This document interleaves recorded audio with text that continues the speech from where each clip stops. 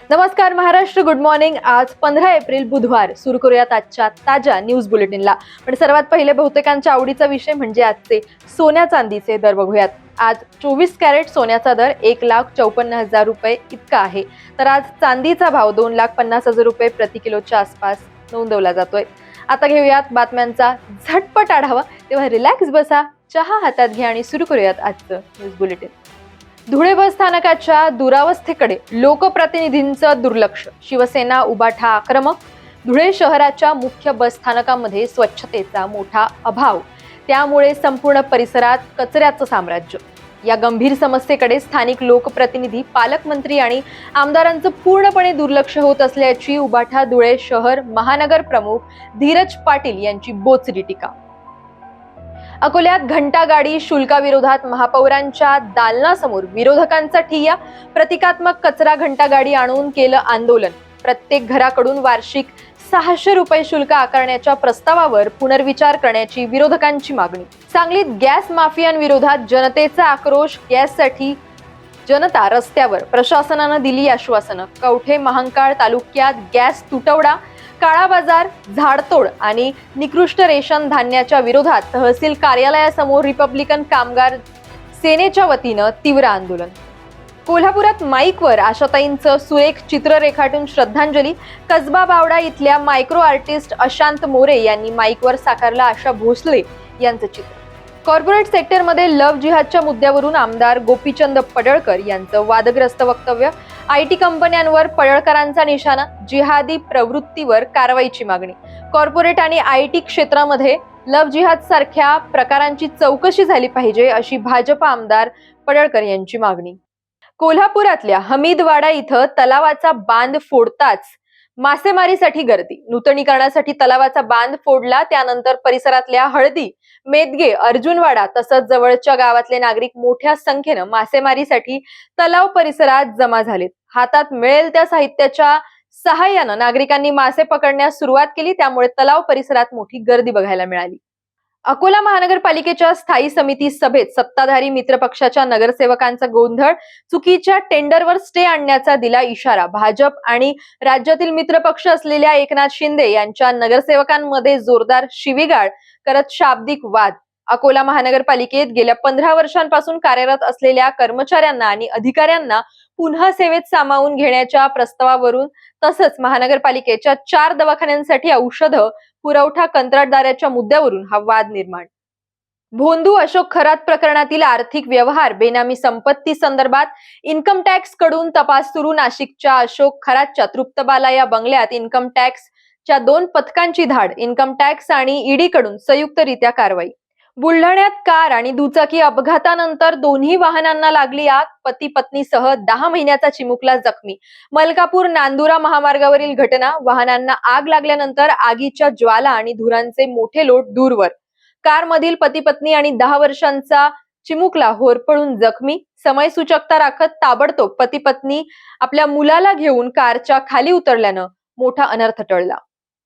लातूर जिल्ह्यातल्या निलंगा इथं शिवसेना शिंदे गटाच्या पदाधिकारी आणि कार्यकर्त्या मेळाव्यामध्ये मोठा गोंधळ. मुंबईचे आमदार आणि संपर्क प्रमुख मंगेश कुडाळकर यांच्या उपस्थितीतच कार्यकर्त्यांचे 2 गट आमने सामने भिडले. मेळावा अक्षरशः रणांगणात परावर्तित. कार्यकर्त्यांनी अचानक घोषणाबाजी सुरू करत जिल्हा प्रमुख हटवा, शिवसेना वाचवा अशा जोरदार घोषणा दिल्या. कोल्हापुरातील करवीर पंचायत समिती कार्यालयात माहिती अधिकार कार्यकर्त्यांचा राडा.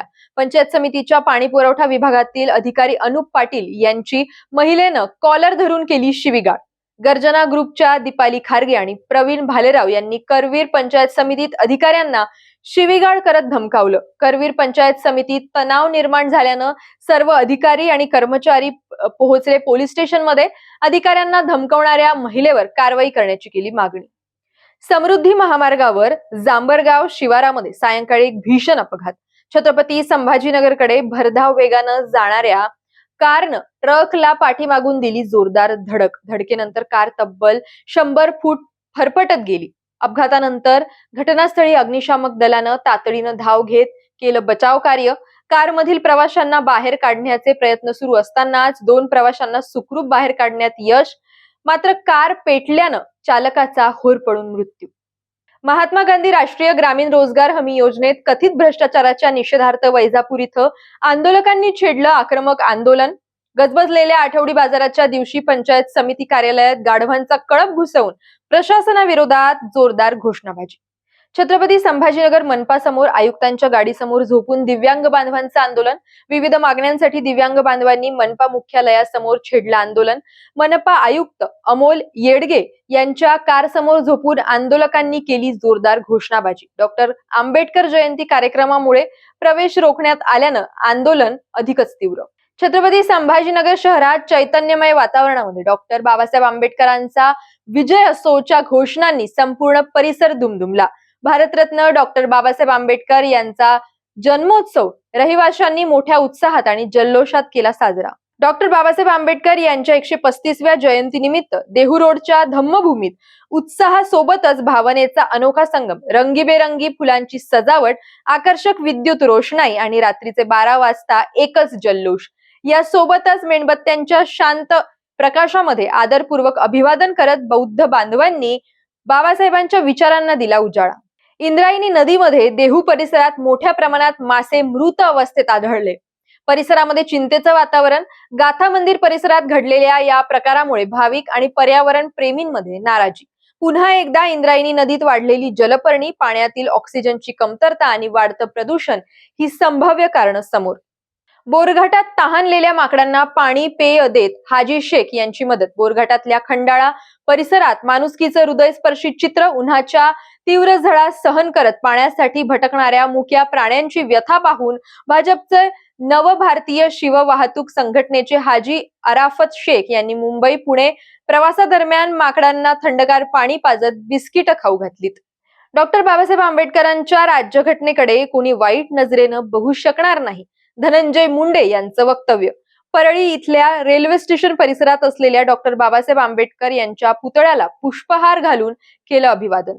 डॉक्टर बाबासाहेब आंबेडकरांच्या 135व्या जयंतीनिमित्त परभणी शहरातल्या जिल्हाधिकारी कार्यालयासमोर असलेल्या डॉक्टर बाबासाहेब आंबेडकर पुतळा परिसरात अभिवादनासाठी आंबेडकरी जनता मोठ्या संख्येने उपस्थित. सामूहिक धम्मदेश नंतर आंबेडकरी अनुयायांनी डॉक्टर बाबासाहेब आंबेडकरांच्या पुतळ्याला हार अर्पण करून केलं अभिवादन. नाशिक मधील अशोक खरात प्रकरणावरून सोलापुरातही राजकीय वातावरण तापलं. काँग्रेसच्या खासदार प्रणिती शिंदे यांचे या प्रकरणात अत्यंत गंभीर आरोप. अशोक खरातचा एन्काउंटर होण्याची शक्यता असल्याचा शिंदेंनी व्यक्त केला संशय. या प्रकरणात अनेक प्रभावशाली लोकांची नावं समोर येण्याची शक्यता असून ती बाहेर येण्यापूर्वीच त्याला संपवण्याचा प्रयत्न होऊ शकतो, प्रणिती शिंदेंचं वक्तव्य. अशोक खरातल्या न्यायालयानं सुनावली 18 एप्रिल पर्यंत पोलीस कोठडी. पोलिसांनी 4थ्या गुन्ह्यात अशोक खरातला न्यायालयात केलं हजर. तांब्या भांड्यांमध्ये गुंगीचं औषध देत शारीरिक शोषण करणं, पेढे देणं, कोणता पदार्थ खायला देणं याचा तपास करणं अद्यापही बाकी. बातम्यांच्या अशाच झटपट पटापट आढाव्यासाठी बघत राहा नवराष्ट्राचं वेगवान बातम्यांचं बुलेटिन. भेटूयात उद्या नवीन बातम्यांसह.